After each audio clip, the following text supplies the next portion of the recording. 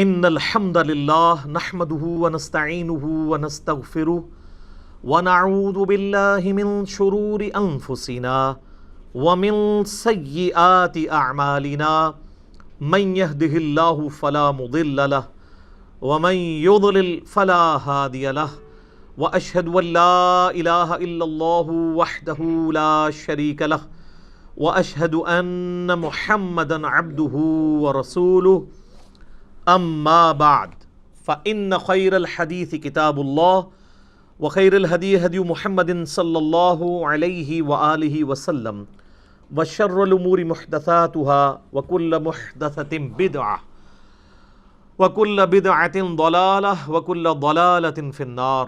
أعوذ بالله السميع العليم من الشيطان الرجيم من همزه ونفخه ونفثه. بسم الله الرحمن الرحيم. رب اشرح لي صدري ويسر لي امري واحلل عقدة من لساني يفقهوا قولي. بسم الله الرحمن الرحيم. ان الله وملائكته يصلون على النبي يا ايها الذين آمنوا صلوا عليه وسلموا تسليما. اللهم صل على محمد وعلى آل محمد كما صليت على إبراهيم وعلى آل إبراهيم إنك حميد مجيد. اللهم بارك على محمد وعلى آل محمد كما باركت على إبراهيم وعلى آل إبراهيم إنك حميد مجيد. اللهم ربنا آتنا في الدنيا حسنة وفي الآخرة حسنة وقنا عذاب النار. لا الہ الا انت سبحانک انی کنت من الظالمین. حسبنا اللہ ونعم الوکیل. یا حی یا قیوم برحمتک استغیث ولا حول ولا قوة الا باللہ العلی العظیم. ربنا آتنا من لدنک رحمة وہیئ لنا من امرنا رشدا. آمین ثم آمین.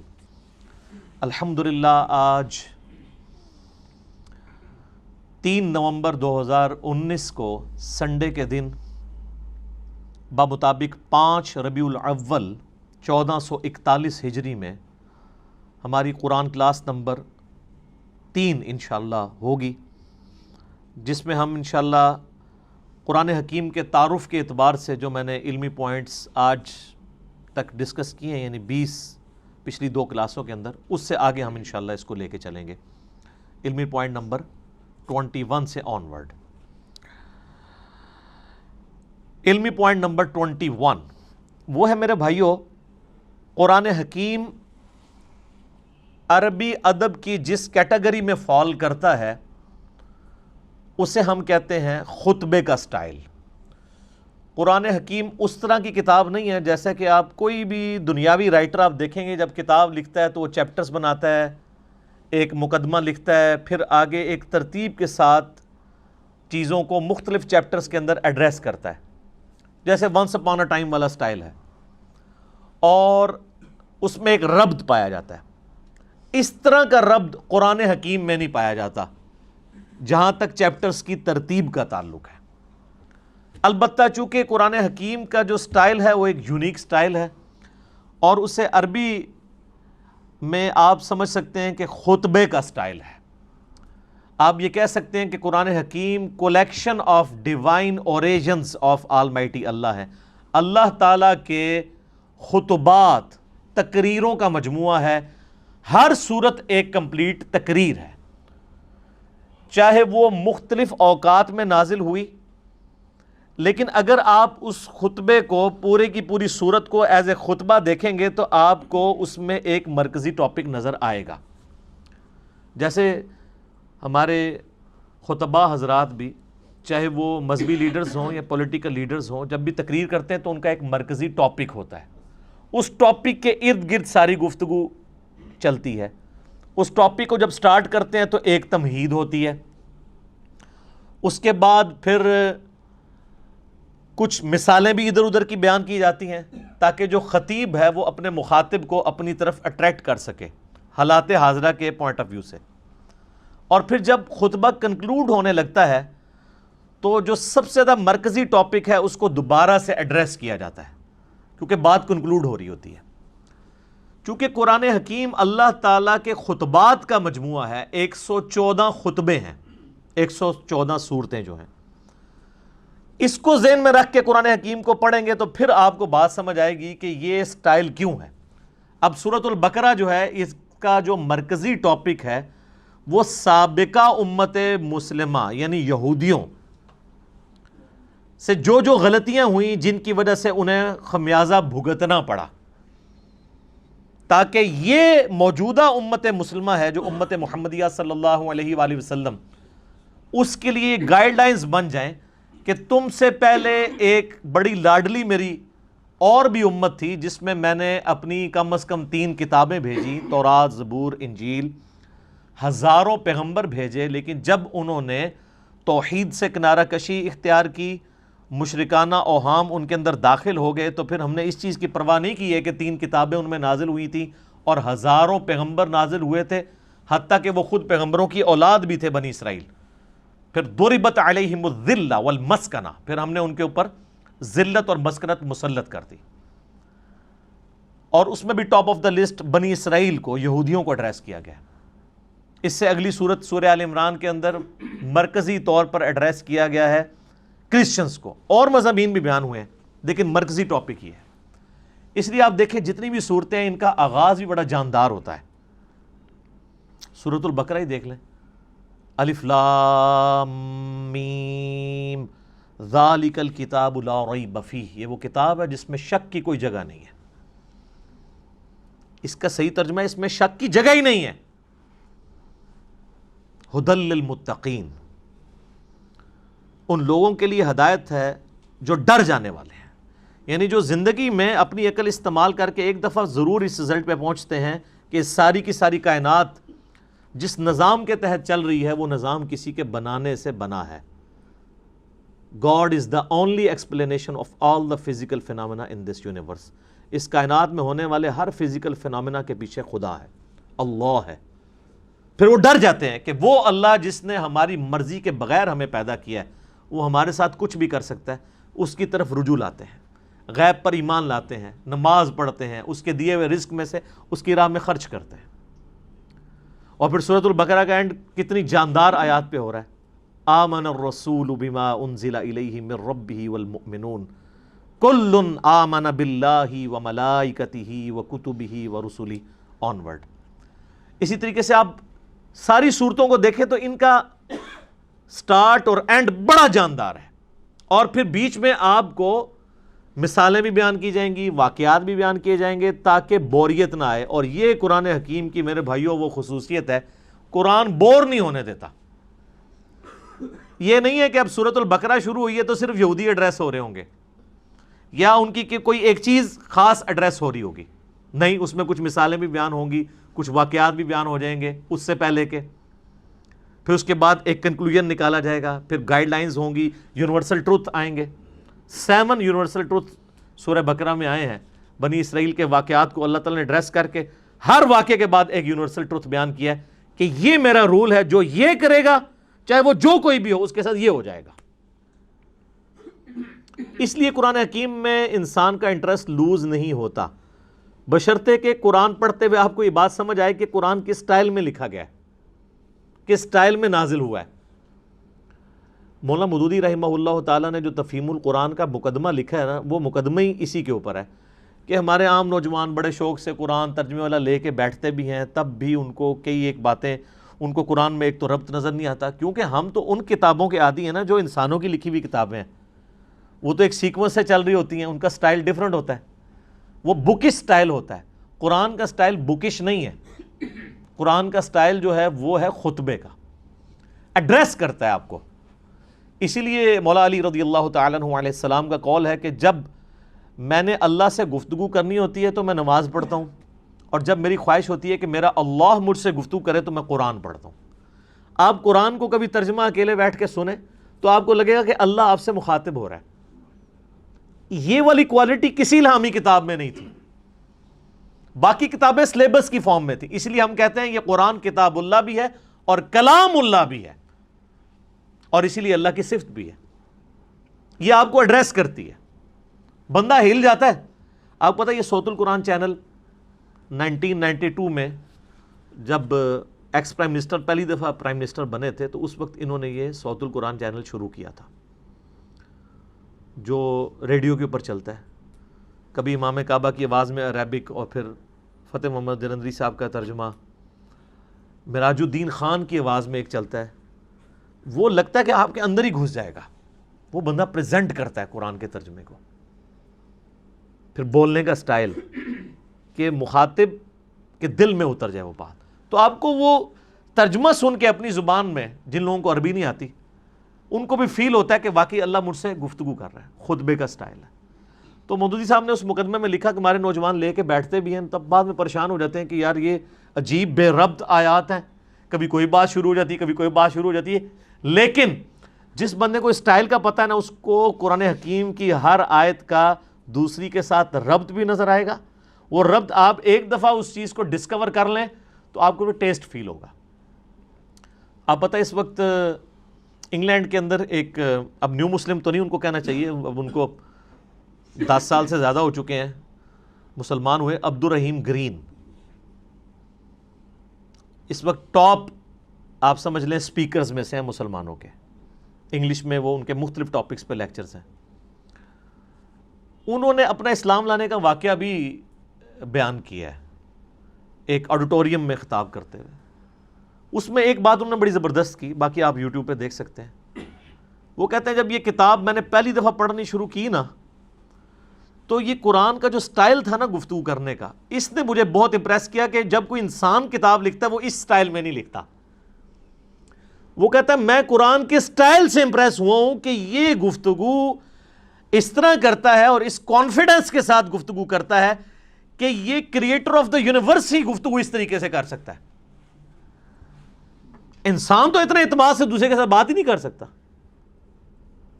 اس میں جو کانفیڈنس ہے کتاب کے اندر, پھر اس کتاب کا جو سٹائل ہے وہ بتاتا ہے کہ یہ انسان کی لکھی ہوئی کتاب نہیں, کیونکہ انسان جب بھی کتاب لکھتا ہے نا ایک خاص سیکوینس کے تحت لکھ رہا ہوتا ہے, چیپٹرز بناتا ہے, اور یہ بالکل ڈیفرنٹ سٹائل ہے. حالانکہ اس کو اس وقت یہ نہیں پتا تھا کہ اس کا سٹائل کون سا ہے, خطبے کا سٹائل ہے. تو خطبہ تو اسی طرح ہی ہوتا ہے. خطبے کا سٹائل ہے اس لیے ہے کہ خطیب کا کام یہ ہوتا ہے کہ وہ اپنے مخاطب کے دل میں اپنی بات اتارے. تو اللہ تعالیٰ اس کتاب کا خطیب بھی ہے, اور یہ کتاب اللہ کی صفت ہے. یہ مخلوق نہیں ہے, غیر مخلوق ہے, کیونکہ کلام متکلم کی صفت ہوتا ہے. میں پچھلے لیکچرز میں اس کو ڈسکس کر چکا ہوں.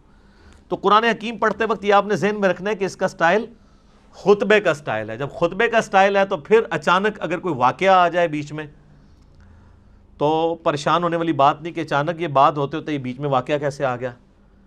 پھر اچانک آپ دیکھتے ہیں خطیب بھی جب بیان کر رہا ہوتا ہے, آپ آج کل کے پولیٹیکل لیڈرز کو دیکھ لیں, جب وہ گفتگو کرتے ہیں کسی خاص ٹاپک پہ بات کر رہے ہوتے ہیں, اچانک کرتے کرتے کوئی ماضی کا واقعہ یاد کرتے ہیں, پھر ساتھ ہی جو سامنے بیٹھے ہیں ان سے بھی مخاطب ہو کے کوئی ادھر چیز دیکھنے والی ہوتی ہے آئیڈینٹیفائی کرنے لی, وہ فوراً آئیڈینٹیفائی کرتے ہیں, پھر اپنے موضوع کی طرف واپس آتے ہیں. یہ سٹائل قرآن کا ہے.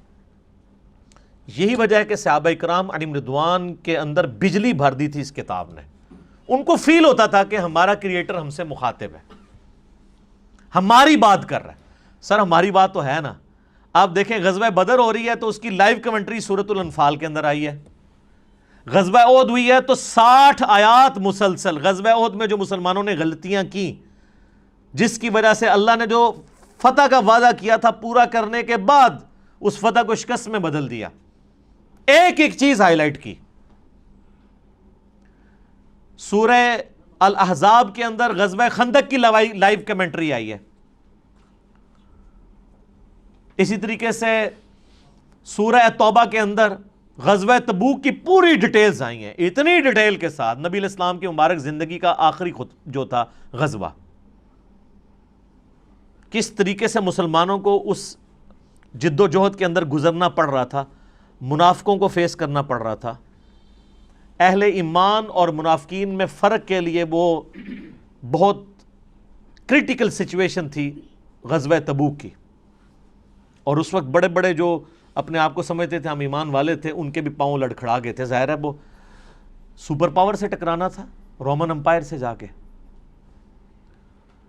تو یہ ساری کی ساری چیزیں آپ کو پڑھنے کے بعد آپ اس زمانے میں پہنچ جائیں گے، اور پھر آپ یہ فیل کریں کہ آپ اس زمانے کے اندر ہوں اور آپ کا رب آپ سے گفتگو کر رہا ہو۔ اب اس میں تو اسی طرح ہی ہوتا ہے نا، یا ایھا الذین آمنوا جب ہمیں کہا جا رہا ہوتا ہے تو وہ تو 1400 سال پہلے کہا جا رہا ہوتا ہے، لیکن ان میں تو وہ لوگ موجود تھے جنہوں نے وہ غلطیاں کی ہوئی تھی جن کی وجہ سے اللہ ان کو مخاطب کر رہا تھا، تو ان پہ اس چیز کی جو کیفیت طاری ہوتی تھی نا، وہ آج اس لیول کی کیفیت کبھی طاری نہیں ہو سکتی، لیکن اس کے قریب قریب ضرور ہے۔ میرے ایک دوست بتانے لگے، ان کے جاننے والوں کی نا انگلینڈ کے اندر ایک شاپ ہے، تو وہ کہتے ہیں ہم نے نا پورا دن نا ایک قرآن کی تلاوت اور ترجمہ لگایا ہوتا تھا، ایک انگلش میں بھی ریکارڈنگ ہوئی ہے، وہ بھی صوت القرآن چینل کے اوپر کبھی کبھار چلتی ہے۔ ویسے یہاں پہ جو رفاح یونیورسٹی ہے نا اسلام آباد میں، تو ان کا 24 گھنٹے قرآن کا چلتا ہے چینل، وہ آلموسٹ 3-4 دن میں قرآن پاک مکمل کر دیتے ہیں۔ تو اس میں ایک انگلش ترجمہ ہے، اس میں عربی کی آواز مشاری راشد کی ہے، اور انگلش ترجمہ جو ہے نا وہ اتنی زبردست آواز میں ہے، جس کو انگلش سمجھ آتی ہے تو وہ لگتا ہے کہ خدا آپ سے مخاطب ہے اور آپ کے دل میں اترتا ہے۔ تو کہتے ہیں انہوں نے اپنی دکان پہ وہ ترجمہ لگایا ہوتا تھا، کہتے ہیں جب کوئی نان مسلم بھی کسٹمر آتا تھا نا تو وہ ایک بار ٹھٹک کے سننا شروع کر دیتا تھا، اور کئی کسٹمرز نے کہا کہ آپ اس کو بند کر دیں، کیونکہ اس کو سننے سے ہمارے اوپر اثرات ہو رہے ہیں۔ ظاہر ہے جب دنیا کی بے ثباتی کا بیان ہو رہا ہو، مرنے کے بعد جی اٹھنے کا بیان ہو رہا ہو، اللہ کو آپ اکاؤنٹیبل ہیں، پھر آپ اپنی مرضی کی زندگی تو نہیں گزار سکتے۔ میری خواہشات اور میری ذات کے درمیان سب سے بڑی رکاوٹ کون ہے؟ اللہ۔ اگر اللہ کو میں نکال دوں تو میں اپنی مرضی کی زندگی گزار سکتا ہوں۔ اس لیے آپ دیکھیں گے جتنے ایتھیسٹ ہیں، منکرین خدا ہیں، وہ بیسیکلی منکرین خدا نہیں ہوتے ہیں، بلکہ وہ اپنی مرضی کی زندگی گزارنا چاہتے ہیں۔ اس لیے پھر اس کے لیے پہلی شرط یہ ہے کہ خدا کو بیچ میں سے نکال دیں، ورنہ یہ تو ہر وقت لٹکتی ہوئی تلوار ہے خدا کا کانسیپٹ، کہ آپ اکاؤنٹیبل ہیں کسی کو، آپ کی جواب دہی ہونے والی ہے مرنے کے بعد۔ تو یہ قرآن حکیم کا خطبے کا سٹائل ہے، یہ قرآن پڑھتے وقت یہ چیز ذہن نشین ہونی چاہیے۔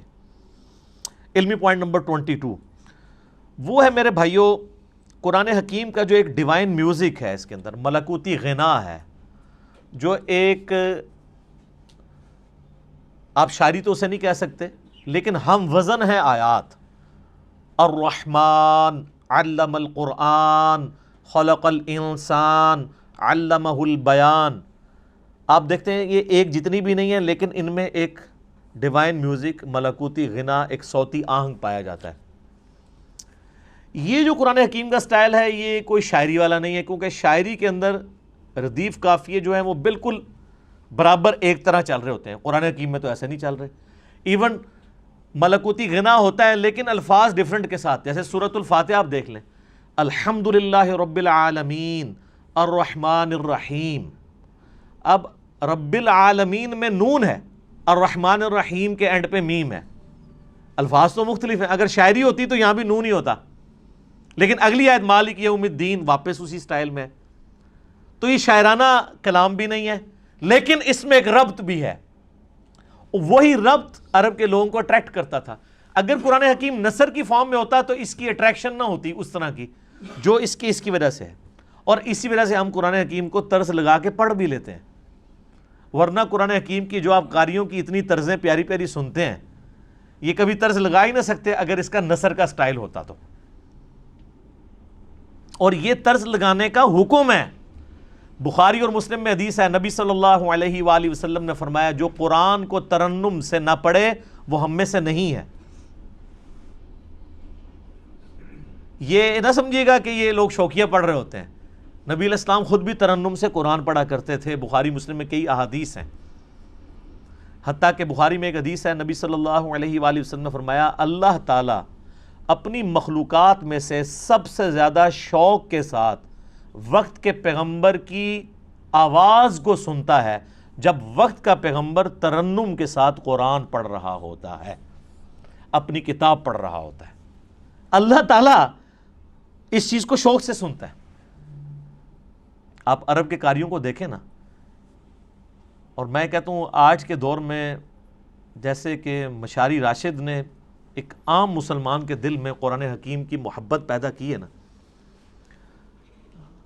وہ یقیناً ان کا خاصہ ہے۔ دیکھیں یہ فیلڈ ہے نا، قرآن حکیم کی ایک فیلڈ ہے کہ ایک بندہ اچھی عربی جانتا ہو، اچھی تفسیر کر لے، یہ ایک فیلڈ ہے۔ ایک فیلڈ یہ ہے کہ قرآن حکیم کی وہ خطاطی اچھی کر لے۔ اب عالم دین تو خطاطی نہیں کر پائے گا، ایک جو خطاط کر سکتا ہے۔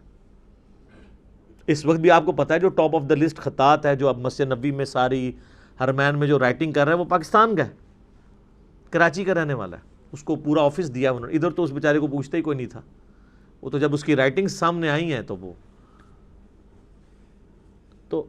اب یہ ایک علیحدہ سے فیلڈ ہے۔ اسی طریقے سے قرآن حکیم کو ترنم سے پڑھنا یہ بھی الگ سے ایک فیلڈ ہے۔ ایک تو ترنم وہ ہے جو مولوی لگاتے ہیں، قرآن بالکل غلط پڑھ رہے ہوتے ہیں، صرف ترنم ہی ہوتا ہے اس میں، اور گانے کی طرز پہ پڑھ رہے ہوتے ہیں۔ گانے کی طرز پہ اس لیے کہ وہ قرآن حکیم کے جن الفاظ کو کھینچنا ہے ان کو نہیں کھینچتے، اور جن کو کھینچنا چاہیے ان کو مختصر پڑھ دیتے ہیں۔ قرآن حکیم کی طرز ہر بندہ تو نہیں لگا سکتا جب تک وہ قرات کے اصولوں سے واقف نہیں ہے کہ کس لفظ کو آپ کھینچ کے پڑھ سکتے ہیں، یعنی لمبا کر کے، اور کسی کو لمبا نہیں کر سکتے۔ اسی لیے آپ دیکھیں گے علماء حضرات اکثر جو قاری نہیں ہوتے، جب وہ قرآن پڑھ رہے ہوں گے نا تو بالکل غلط قرآن پڑھ رہے ہوتے ہیں، زبر زیر ٹھیک پڑھ رہے ہوں گے، اور بعض تھوڑے بہت ایسے ہوں گے جو پروناؤنس بھی صحیح کر لیں گے۔ ویسے تو عموماً وہ لگتا ہے پنجابی میں ہی قرآن پڑھ رہے ہیں، عربی ان کو آتی ہوتی ہے لیکن عربی پروناؤنس نہیں صحیح کرنی آتی۔ بہت کم ہیں علماء میں سے جو صحیح پروناؤنس بھی عربی کو کر سکتے ہیں، یعنی ہمارے جو سب کانٹیننٹ کے لوگوں کی بات کروں، عرب کے لوگوں کی نہیں، ان کی تو اپنی زبان ہے۔ پھر وہ جب طرزیں لگانا شروع کرتے ہیں تو ان کو پتہ ہی نہیں ہے کہ وہ کون سے الفاظ کھینچ رہے ہیں، وہ کھینچنے بنتے بھی ہیں کہ نہیں، اور بعض اوقات وہ بعض ایسے الفاظ کو کھینچ دیتے ہیں کہ مطلب ہی الٹ ہو جاتا ہے۔ مثلا یہ جو لفظ ہے لام زبر لا، اگر لام کے اوپر زبر کے ساتھ لام زبر لا پڑھا جائے تو اس کا مطلب ہوتا ہے یقیناً، ضرور، بالضرور، جیسا کہ سورہ التکاثر میں آتا ہے ثم لتسألن یومئذ عن النعیم، ثم لتسألن، لام زبر لا، پھر اس قیامت کے دن ضرور تم سے پوچھا جائے گا ان نعمتوں کے بارے میں جو دنیا میں تمہیں اللہ نے دی تھی۔ لیکن اگر آپ اس کو طرز لگاتے ہوئے ثم لا تسألن، لا کو ذرا سا لمبا کر دیا تو لا کا مطلب کیا ہے؟ نہیں۔ اب یہ لام نہیں کھینچا جا سکتا۔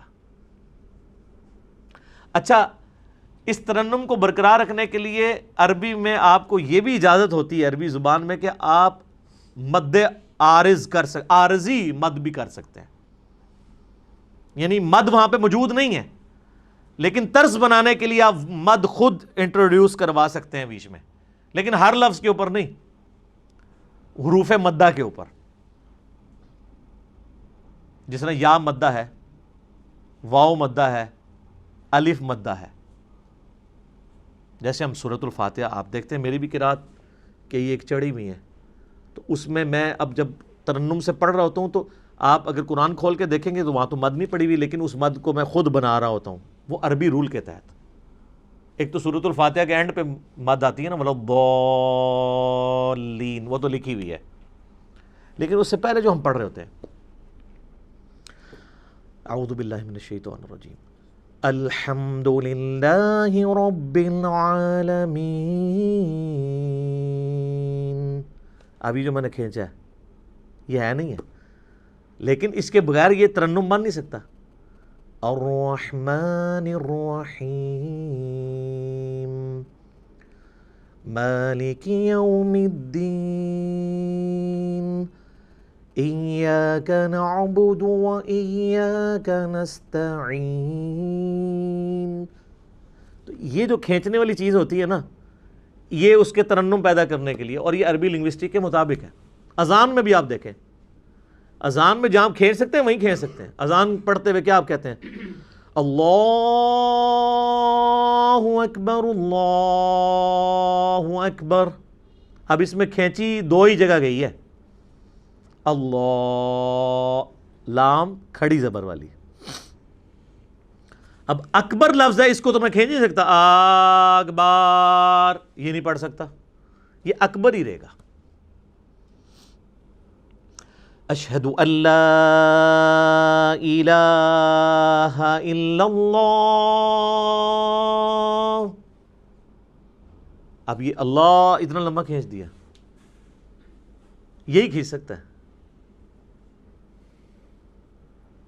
تو آپ باقی دعاؤں میں بھی دیکھیں کتنے ربط ہیں.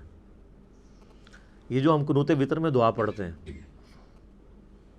حسن ابن علی کو نبی علیہ السلام نے سکھائی تھی اپنے نواسے کو جامعہ ترمذی میں.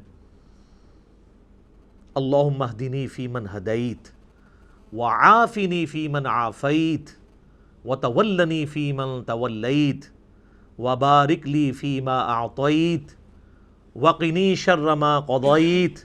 دیکھا کیسی ٹون ہے اس میں، دعاؤں میں بھی آپ کو نظر آئے گی. قل اعوذ برب الفلق من شر ما خلق ومن شر غاسق اذا وقب. لمبائی ڈیفرنٹ ہو گئی ہے لیکن اس کی جو ملکوتی غنا ہے وہ برقرار ہے. اصل بعض صورتیں ایسی ہیں جن میں جو شاہکار ہیں عربی لنگوسٹک کا، سورہ مریم آپ دیکھیں کہ اس کے جو ہر آیت کا اختتام ہو رہا ہے وہ کتنے مشکل الفاظ پہ، تشدید والے الفاظ ہیں، ہر ایک لفظ کے اوپر شاد آ رہی ہے. کمال نہیں ہے؟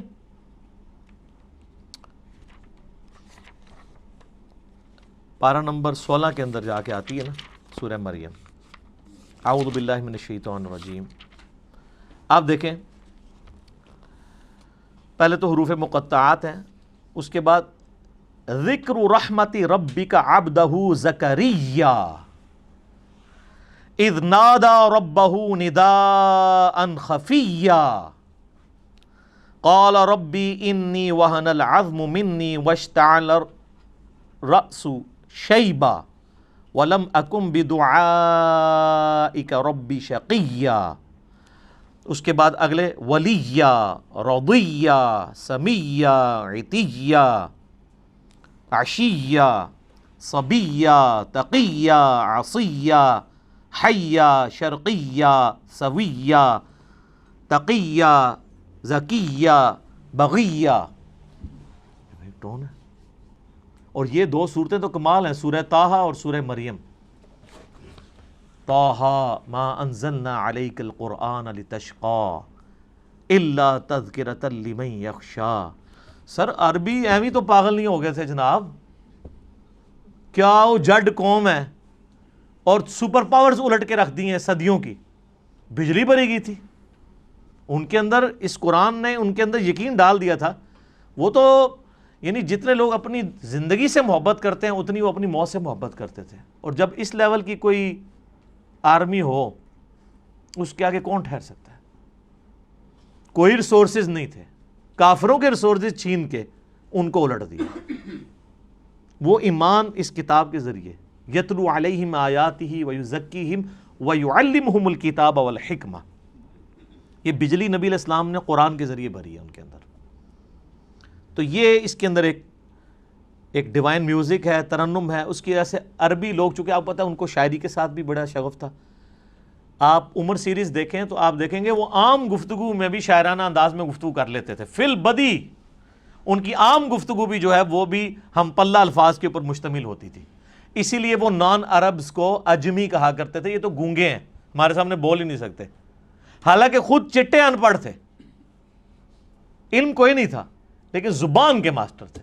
تو اللہ نے ان کا وہی غرور توڑا کہ ان کو زبان پہ ناز تھا. اللہ نے ایسی کتاب دی کہ شعراء نے بھی اپنے کلام پھاڑ دیے. کمال تو یہ ہوتا ہے نا کہ جو کسی کا غرور ہے وہی توڑ دیا جائے. موسیٰ علیہ السلام کے زمانے میں جادوگروں کو غرور تھا، اللہ نے موسیٰ علیہ السلام کو وہ معجزہ دیا کہ وہ جادوگر بھی سجدے میں گر پڑے. پہلے جادوگر گرے ہیں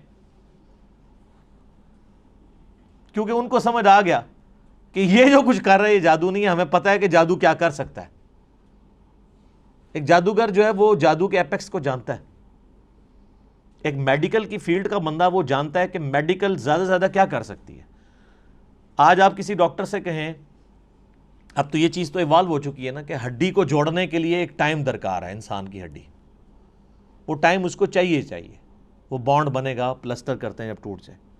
آپ اگر کسی ڈاکٹر کو کہیں کہ ایک شخص ایسا ہے کہ آپ اس کے بعد ہڈی 2 ٹکڑے کر کے لے جائیں, وہ صرف ہاتھ یوں پھیرے گا, ہڈی واپس اپنی جگہ پہ آگے اسی وقت جڑ جائے گی اور بندہ بھاگنا شروع کر دے گا, تو ڈاکٹر مان لے گا آپ کی بات؟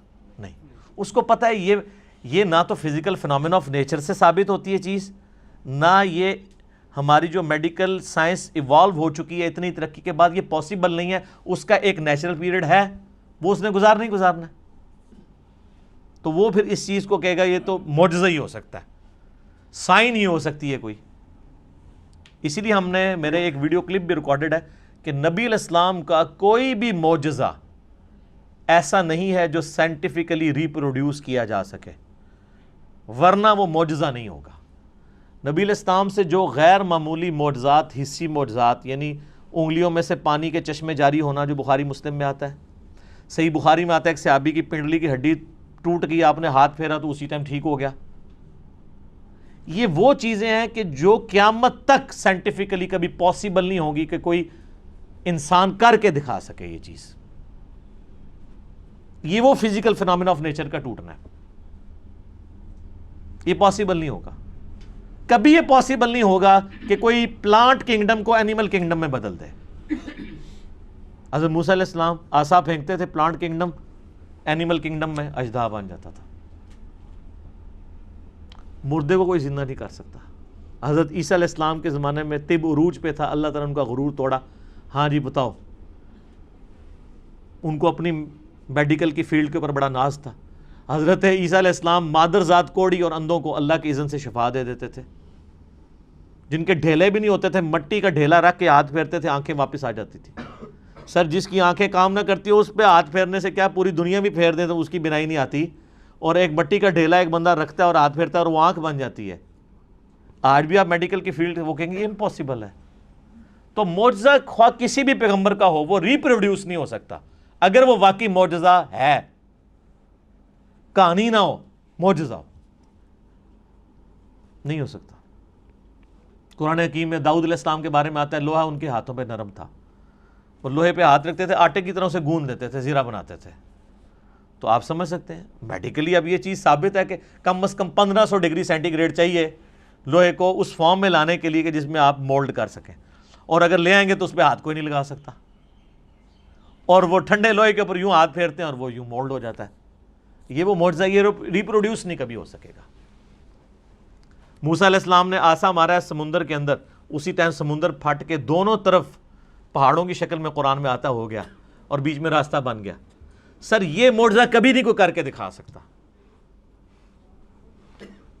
ورنہ پیغمبروں کی جو نبوت ہے وہ سٹیک پہ لگ جائے گی اگر غیر پیغمبر بھی فزیکلی سائنٹیفکلی کسی بھی طریقے سے اس چیز کو ریپروڈیوس کر سکے. یہ امپاسبل ہوگا. لیکن الوہین جو ہیں, آنکھوں کو دھوکہ دینا, وہ اس زمانے میں بھی تھا, اب بھی ہے, قیامت تک رہے گا. فزیکلی کوئی نہیں کر کے دکھا سکتا. یہ آپ کو جو ڈیوڈ کاپر فیلڈ کے بارے میں ویڈیوز ملتی ہیں, کبھی وہ پانی پہ چل رہا ہے, کبھی دیوار پہ اوپر چڑھ رہا ہے, اس کی میکنگ بھی ساتھ ہی انہوں نے یوٹیوب پہ چڑھا دی ہوئی ہے کہ وہ سارا نظر کا دھوکہ ہوتا ہے. وہ ویڈیو کیمرے کے ذریعے فلمائی ہوتی ہیں ساری چیزیں. وہ جو پانی پہ چل رہا ہوتا ہے تو نیچے انہوں نے وہ شیشے کا بہت بڑا ٹیبل رکھا ہوا ہے, ٹرانسپیرنٹ, جو نظر نہیں آتا, وہ اس کے اوپر چل رہا ہوتا ہے. اس لیے آپ دیکھیں گے وہ پانی پہ چل رہا ہوتا ہے تو نیچے لوگ اس کے نیچے سے یوں تیر رہے بھی ہوتے ہیں, کیونکہ وہ شیشے کے اوپر چل رہا ہوتا ہے. وہ شیشہ اتنا ٹرانسپیرنٹ ہے کہ وہ پانی میں نظر ہی نہیں آتا. وہ جب سائڈ سے دکھاتے ہیں ٹیبل تو پھر نظر آ جاتا ہے. اور شکر ہے کہ یہ پاکستان میں نہیں, ورنہ اولیاء اللہ کے سردار بن جاتا ہے ڈیوڈ کاپر فیلڈ. ہاں, اسٹیچو آف لبرٹی غائب کر دیتا ہے, وہ کیمرے میں غائب کرتا ہے, فزیکلی نہیں کر سکتا. اور سر دیکھیں اتنا ایماندار ہے, وہ بھی بے ایمان نہیں ہے, وہ بھی اسے یہ نہیں کہتا کہ میں فزیکلی کروں, وہ کہتا ہے ایلوژن, آنکھوں کا دھوکہ. اتنی غیرت اس کو بھی ہے کہ وہ ایلوژن کہتا ہے اسے, اپنی کرامت بزرگی یہ نہیں کہتا. جو تہاڑے بزرگاں نو ایڈی بھی تمیز نہیں, جھوٹ مار جاندے نے. اس لیے آپ دیکھیں سارے بزرگ فیل ہیں. اب کدھر گئی آپ کی کرامتیں جی؟ اور یہ ایک بزرگ نے حکم دیا, وہ جوتی ہوا میں اڑتی اڑتی اس کے سر پہ لگی. اون کتنے جوتیاں تھوڑیاں ریٹائر ہو گئی ہیں نا, یا وہ جوتیاں تھلے انجن لگے ہوئے خراب ہو گئے نا. پہلے بھی کوئی نہیں تھا, کہانی تھی. یہ کہانیاں چل رہی ہوتی ہیں. معجزات, کرامات, استدراج, اس سارے ٹاپکس کے اوپر میرا مسئلہ number 131A B C D 4 recorded ہیں, وہ آپ دیکھ لیں.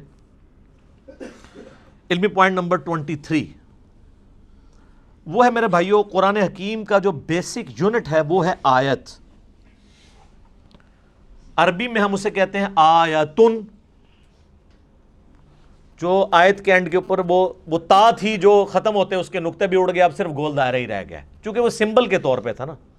ویسے وہ تا ہوتی ہے, گول تا, نشانی کے طور پہ.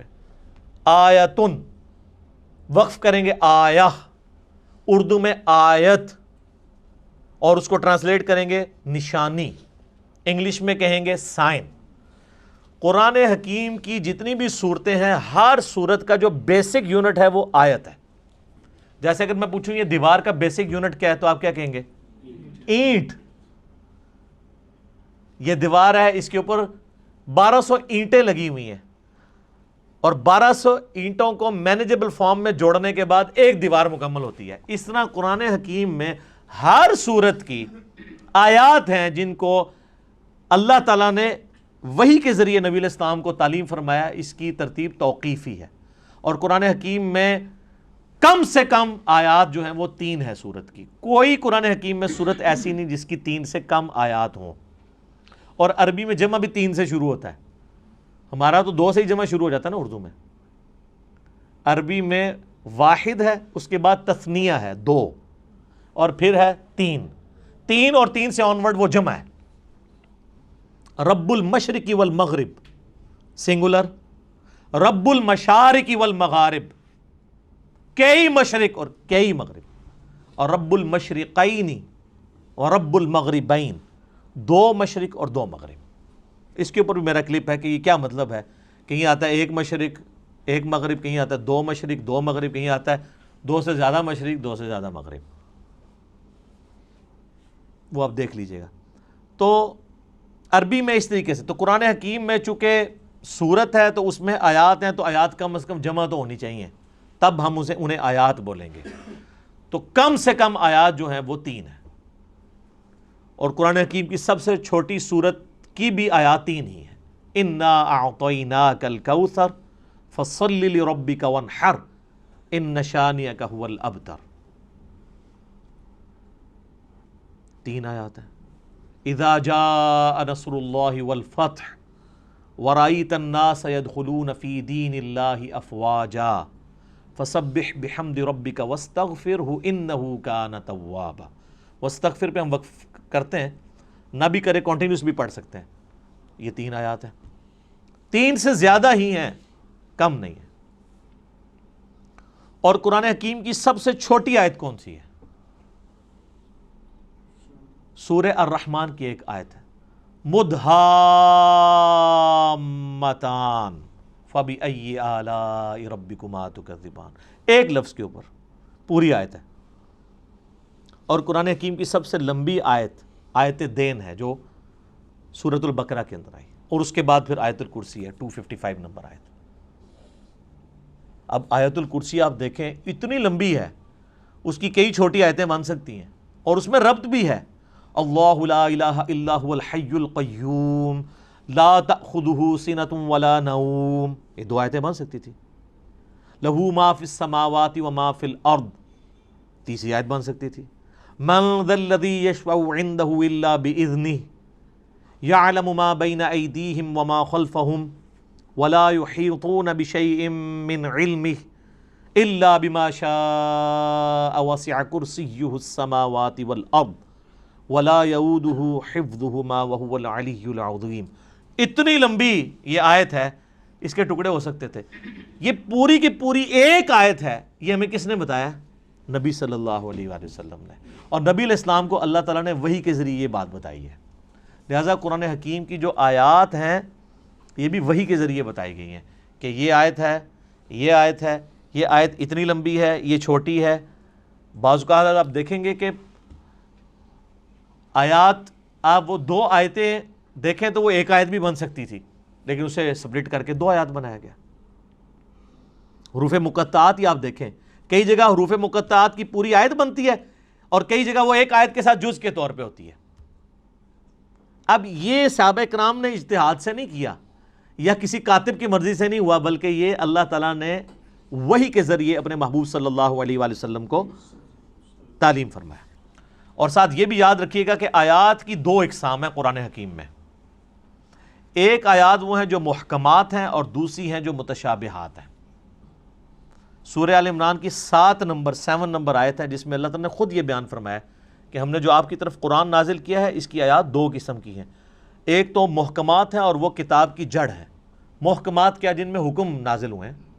جیسے حکم ہے کہ ایک اللہ کو ایک مانو، پیغمبروں پر ایمان لاؤ، کتابوں پر لاؤ، فرشتوں پہ لاؤ، آخرت پر لاؤ ایمان، نماز قائم کرو، زنا سے بچو، چوری سے بچو، ماں باپ کے ساتھ حسن سلوک کرو. جتنے اللہ کے احکامات ہیں یہ محکم آیات ہیں. اور قرآن نے کہا کہ یہ ام الکتاب ہے، کتاب کی ماں ہے، جڑ ہے. اور پھر کہا گیا دوسری جو قسم ہے وہ ہے متشابہات. سورہ آل عمران آیت نمبر 7. میں ٹائم بچانے کے لیے عربی اس کی سکپ کر رہا ہوں، ڈائریکٹ اردو میں بات کر رہا ہوں. اور کہا گیا وہ متشابہات جو ہیں ان کی جو تعویل ہے وہ صرف اللہ کے علم میں ہے، اور اہل ایمان صرف ان پر ایمان لاتے ہیں اور اس کی تعویل کو اللہ کے سپرد کرتے ہیں، اور پھر اللہ سے یہ دعا کرتے ہیں کہ جو کچھ اس کتاب میں نازل ہوا ہم اس پر ایمان لاتے ہیں. اور پھر وہ کہتے ہیں ربنا لا تزغ قلوبنا بعد اذ ہدیتنا وہب لنا من لدنک رحمہ انک انت الوہاب آمین. اے رب ہمارے دلوں کو ٹیڑھا مت کرنا بعد اس کے کہ تو نے ہمیں ہدایت عطا فرمائی، اور ہمیں اپنے پاس سے رحمت عطا فرما، اے عطا فرمانے والے. تو متشابہات کی وہ تفصیل میں نہیں پڑھتے، اور قرآن میں کہا گیا انہی آیات میں کہ جو ان متشابہات کے پیچھے پڑھتے ہیں ان کے دل ٹیڑھے ہو چکے ہیں، کیونکہ ان کا سلوشن ہمارے پاس موجود نہیں ہے. یہ نہ سمجھیے گا کہ ان کا مطلب ہی کوئی نہیں پتا کسی کو. صرف متشابہ عربی میں کہتے ہیں ریزیمبلنس والی چیزیں. مثلا جنت کے بارے میں جتنی باتیں ہیں یہ متشابہات ہیں کہ جنت میں نعمتیں ملیں گی، حوروں کا کنسیپٹ ہے. اب دنیا میں اس کی مثال آپ من و ان تو پیش نہیں کر سکتے، دنیاوی عورتیں تو اس کی مثال نہیں ہو سکتی، لیکن دنیاوی عورتوں کو اللہ تعالیٰ نے ایک ریزیمبلنس کے طور پر دنیا میں ماڈل کے طور پہ پیش کیا ہے کہ بس جس طرح یہ ہے ایسے ہی حوریں بھی ہوں گی. لیکن وہ کیسی ہیں؟ وہ سورہ سجدہ میں ہے کہ جو اللہ نے تمہارے آنکھوں کی ٹھنڈک چیزیں نعمتیں چھپا رکھی ہیں وہ کوئی اس کو امیجن بھی نہیں کر سکتا. بخاری مسلم میں ہے کہ نہ کسی کے دل میں ان کا کھٹکا بھی گزرا ہے کبھی، نہ کسی آنکھ نے دیکھی، نہ کان نے سنی، نہ کسی کے دل پہ کھٹکا گزرا جو اللہ نے جنت میں نعمتیں تیار کر رکھی ہیں. لیکن اس کی مثالیں بیان کی جاتی ہیں. اسی طریقے سے کہا گیا شہید زندہ ہے لیکن تمہیں شعور نہیں ہے. کہہ دیا نا بھئی زندہ کیسے ہے؟ مرا ہوا ہے، اٹھ نہیں سکتا، قبر سے باہر نہیں نکل سکتا. یہ متشابہ آیات ہے کہ وہ آخرت کی زندگی ہے، اس پہ دنیا کے رولز اپلائی نہیں ہوتے. اچھا قرآن بار بار کہہ رہا ہے کہ تمہیں شعور نہیں ہے. ہمارے مسلمانوں نے جس چیز سے منع کیا تھا شعور نہیں ہے، انہوں نے الٹا شعور بنایا اور کہا جی زندہ ہے تو زندہ سے تو آپ مانگ بھی سکتے ہیں، تو اسی لیے ہم جا کے مردوں سے مانگتے ہیں. تو اس پہ پھر میں ہی پھکی دیتا ہوں کہ یہ زندہ بندے میرے پاس بیٹھے ہوئے ہیں 70-80 کے قریب، میں کسی سے بھی پانی مانگوں مجھے دے دے گا. آپ ذرا اپنے والے زندہ سے ذرا مانگو نا کہ چلو قبر کے اندر سے کوئی ہاتھ باہر نکال کے بتا دے. اگر آپ یہی رول لگا رہے ہو پھر آپ کو ماننا پڑے گا کہ یہ زندگی اور وہ زندگی اور. اس زندگی میں سانس کی ضرورت ہے، کھانے پینے کی ضرورت ہے اور رفع حاجت کرنے کی ضرورت ہے. اس زندگی میں ان چیزوں کی ضرورت نہیں ہے. تو جب شعور ہی نہیں، متشابہات ہیں اس کے پیچھے پڑے ہوئے ہیں. اور بخاری مسلم میں حدیث ہے، تم دیکھو جب کوئی شخص قرآن کی متشابہ آیات کے پیچھے پڑا ہوا ہے تو جان لو یہ وہی بدبخت اور گمراہ شخص ہے جس کے بارے میں قرآن میں اللہ نے کہا ہے کہ ان کے دل ٹیڑھے ہو چکے ہیں. اور اہل ایمان کی نشانی ہے ربنا لا تزغ قلوبنا بعد اذ ہدیتنا. تو یہ متشابہات اور محکمات پہ بھی میرا ایک کلپ ریکارڈڈ موجود ہے جس میں نے ڈیٹیل کے ساتھ اس کے اوپر ڈسکشن کی تھی. علمی پوائنٹ نمبر 24 وہ ہے میرے بھائیوں، قرآن حکیم کی آیات مل کر ایک مکمل صورت بناتی ہیں، جس کا کچھ حصہ میں پہلے ڈسکس کر چکا کہ قرآن حکیم میں کم از کم 3 آیات والی ایک صورت ہے. سورۃ الکوثر، سورۃ النصر اور بھی سورۃ العصر میں بھی 3 آیات ہی ہیں، کم سے کم 3. زیادہ سے زیادہ سب سے زیادہ سورۃ البقرہ میں 286.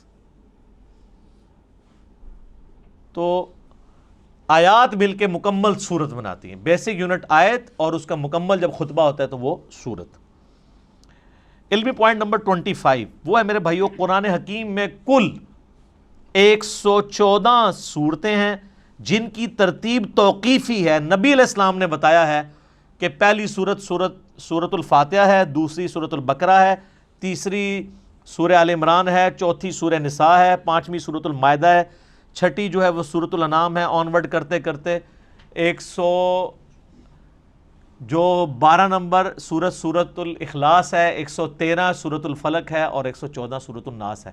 یہ ساری کی ساری ترتیب اس کی صورتوں کی یہ توقیفی ہے، نبی علیہ السلام کے بتانے پر موقوف ہے اور وہ وحی کے ذریعے بتائی گئی ہے۔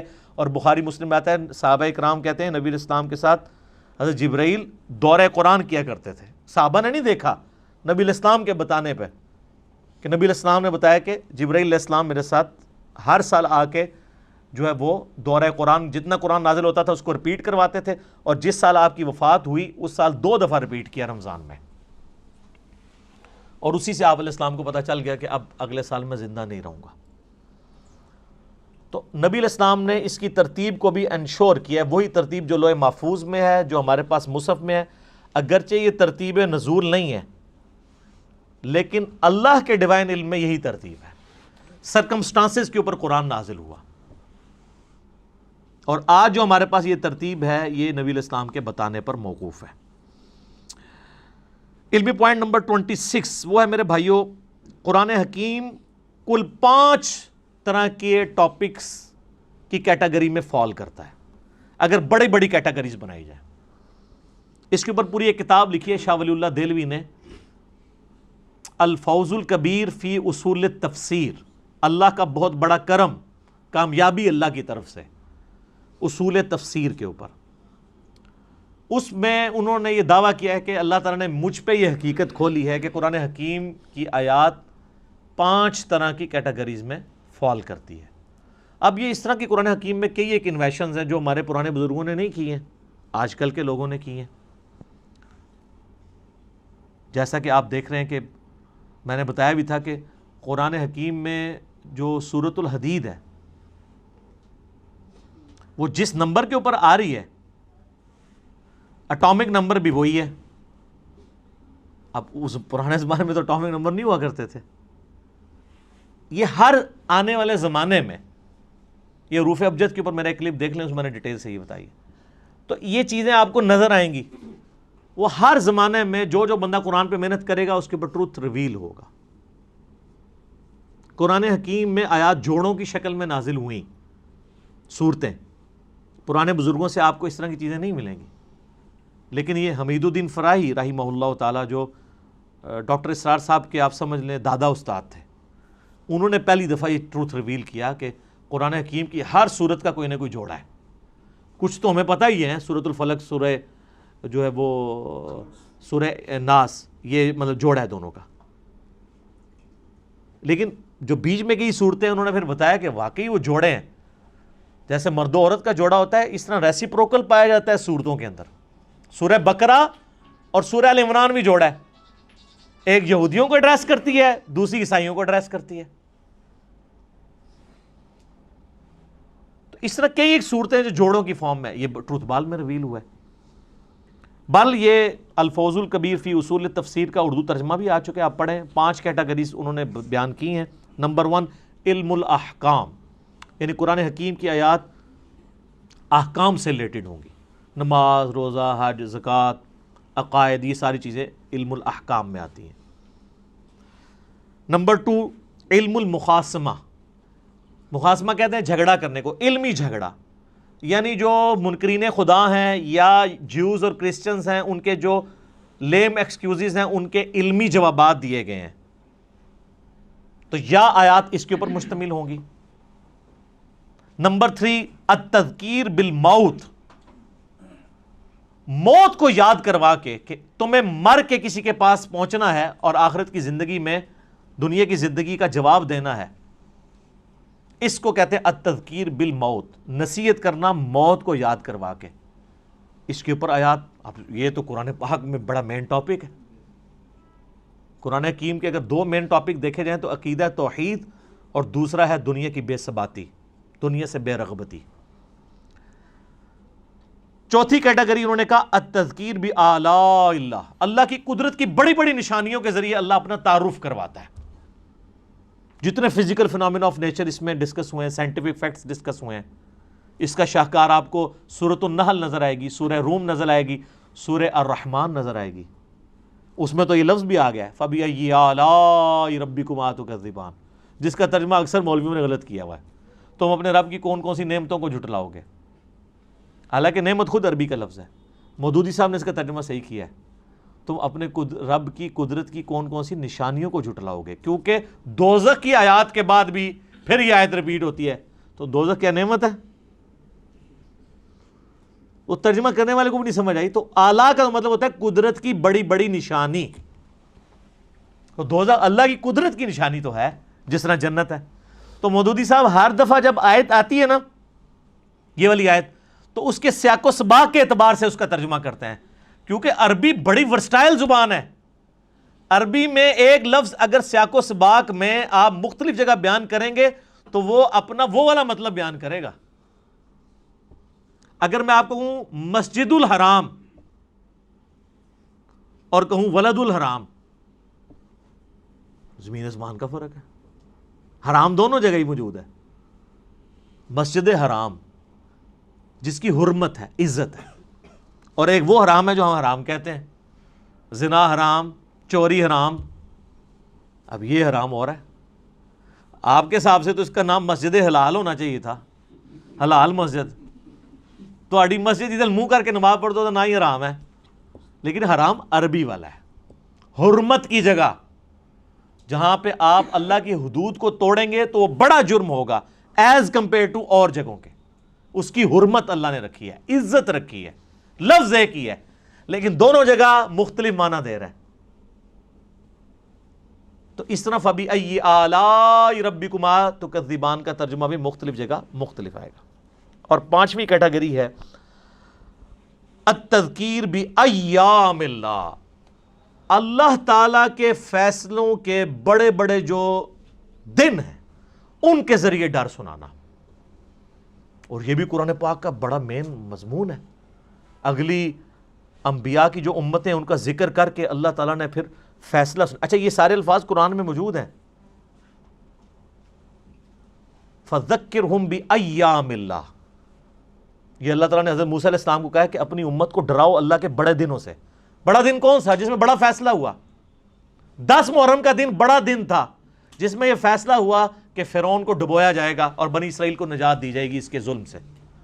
بخاری مسلم میں آتا ہے نا کہ یہودی اس دن روزہ رکھتے تھے کہ فرعون کو ڈبویا گیا. پھر نبی علیہ السلام نے امت کو حکم دیا کہ تم 9 اور 10 دو روزے رکھو. اس پہ ڈیٹیل میرا کلپ موجود ہے، آج میں اس کی طرف نہیں جاتا. قوم عاد جس دن ہلاک ہوئی وہ اللہ کی قدرت کی یعنی آپ ایگزیکیوشن کا ایک بہت بڑا دن ہے. ہماری امت میں فتح مکہ کا دن ایام اللہ میں سے ہے. غزوہ بدر کا دن ایام اللہ ہے، اللہ کے فیصلے کا دن ہے.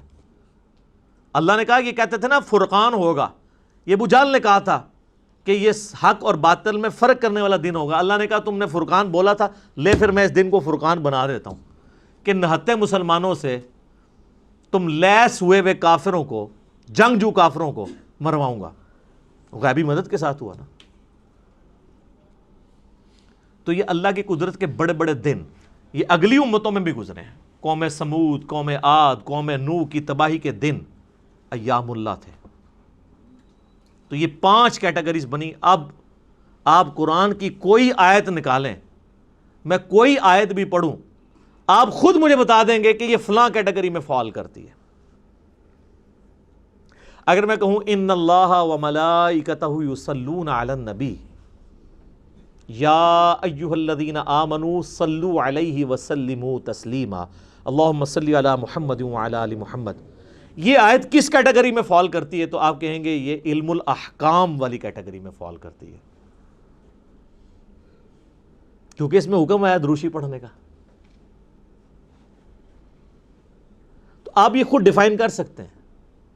کوئی بھی آیت آپ کنسیڈر کریں گے آپ فوراً پہنچ جائیں گے یار یہ آیت فلاں کیٹیگری میں فال کرے گی. افلا يعلم اذا بعثر ما في القبور وحصل ما في الصدور. کتنا ان آیات کے اندر زور ہے. یہ التذکیر بالموت ہے کہ مرنے کے پاس تمہیں بعد اپنے رب کے حضور پیش ہونا ہے، اس کیٹیگری میں فال کرتی ہے. اور اسی طریقے سے آپ سورہ رحمان شروع کریں، اللہ کی قدرت کی نشانیاں. سورۃ النحل میں اللہ تعالیٰ نے کہا ہم نے شہد کی مکھی کے اوپر بھی یہ وحی کی ہے اور اس کو ہم نے راستے دکھائے ہیں کہ پھولوں کا رس چوس اور یہ سب کچھ. اس طرح کی جتنی چیزیں ہیں. سورۃ البقرہ میں آیا آسمان سے بارش کا برسنا، زمین سے سبزے کا نکلنا. یہ آیات جتنی ہیں کس کیٹیگری میں فال کرتی ہیں؟ التذکیر بآلاء اللہ، اللہ کی قدرت کی بڑی بڑی نشانی ہے. اور اس طریقے سے سورہ المائدہ کے اندر، سورہ نساء کے اندر، سورۃ البقرہ کے اندر اللہ تعالیٰ جو کرسچنز کو، جوز کو جواب دیتا ہے. سورہ مائدہ میں اللہ تعالیٰ فرماتا ہے نا کہ عیسیٰ کی مثال تو اللہ کے ہاں آدم کی سی ہے. آدم کو تو تم بھی اللہ کا بندہ ہی مانتے ہو، حالانکہ اس کی تو نہ ماں تھی نہ باپ. عیسیٰ کا باپ نہیں تھا تو اس کو تم نے خدا بنا لیا. جس کی ماں بھی نہیں تھی، باپ بھی نہیں تھا، اس کو تو تم بھی بندہ مان رہے ہو.